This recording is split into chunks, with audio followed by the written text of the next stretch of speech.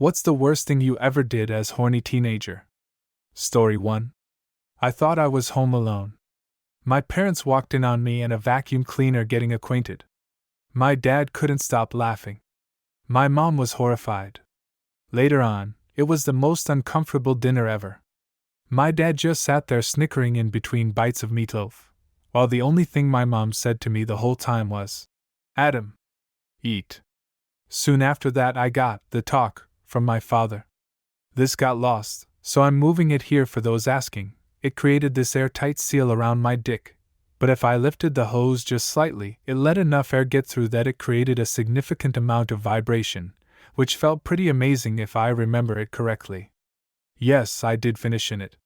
It was actually my second go-round within a half hour or so when they caught me. A dent ended up forming in the top of it because it overheated thanks to a lack of airflow. Later, my dad basically told me to stop sexing the appliances and to keep my distance from the wet and dry vac. Story 2. Around 16 years old, 16 years ago, before handheld screens were a thing, I got drunk alone at my parents' and printed off almost 50 pages of close-up vaginas and plastered them all over the bathroom wall with thumbtacks.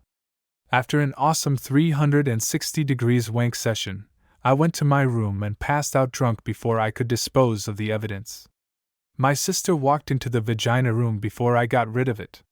She still jokingly brings that up, over a decade later.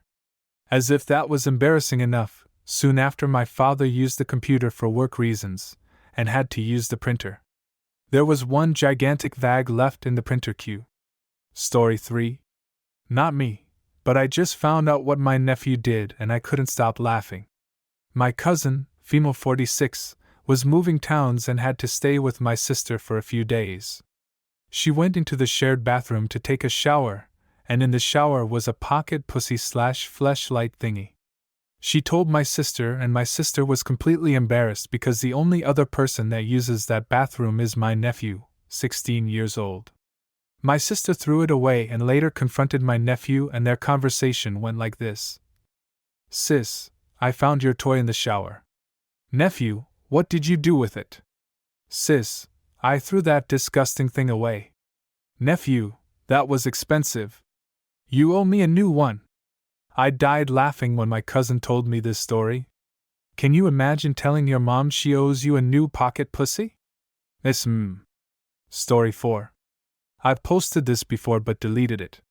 But I grew up in a very conservative Christian home, so asking my mom for birth control and or condoms was not an option, so asking to get a dildo was out of the question. So in my infinite wisdom, I improvised and would use the glass banana from this decorative bowl of glass fruit my mom kept on the dining room table. I knew how dangerous it was, but it was a risk I was willing to take. The banana luckily never broke, but it was still shameful to have to sit at the dining room table every night for dinner being reminded of my dirty little secret. Story 5. My husband and I have been together since high school, and there was a rumor he got his penis stuck in a Gatorade bottle. He had to rip it off and thought he broke his penis.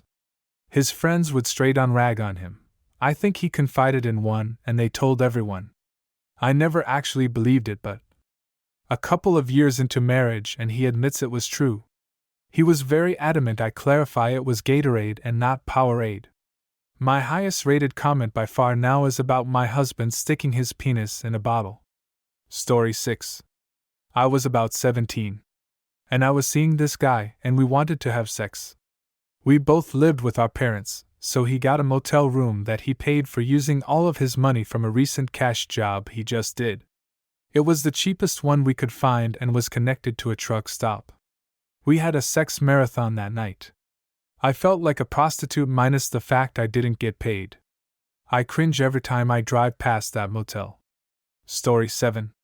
Back in the day, if your parents were home, there was nowhere in this town where you could bang. The cops patrolled every dead-end street and every nearly empty parking lot. So I got the bright idea to pull my car alongside other cars at a dealership lot and use that as a spot to bang in plain sight. Never got caught, but if they were checking the cameras, someone saw a lot. Story 8. I took 2 Ziploc bags and put warm water mixed with lotion in them. Mixed them together in the bags and put them under the mattress right on the edge. Was going to town on it, and it felt amazing, until one of the bags burst and got liquidy lotion all over my mattress. I had no idea the damage until years later when I moved out.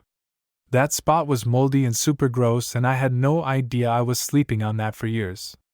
Story 9. During high school, make out and fool around with my ex in the back of his parents' car while they would drive us home.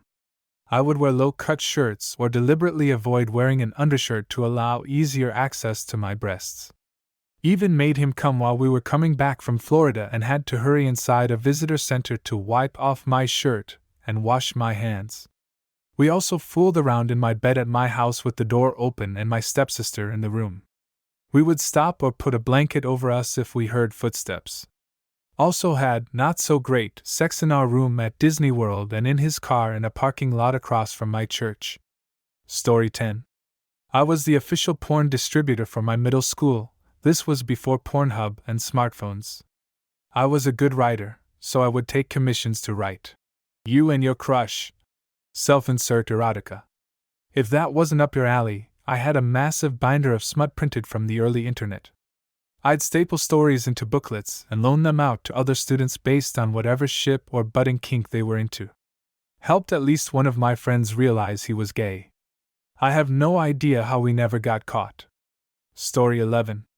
During high school, make out and fool around with my ex in the back of his parents' car while they would drive us home. I would wear low-cut shirts or deliberately avoid wearing an undershirt to allow easier access to my breasts. Even made him come while we were coming back from Florida and had to hurry inside a visitor center to wipe off my shirt and wash my hands.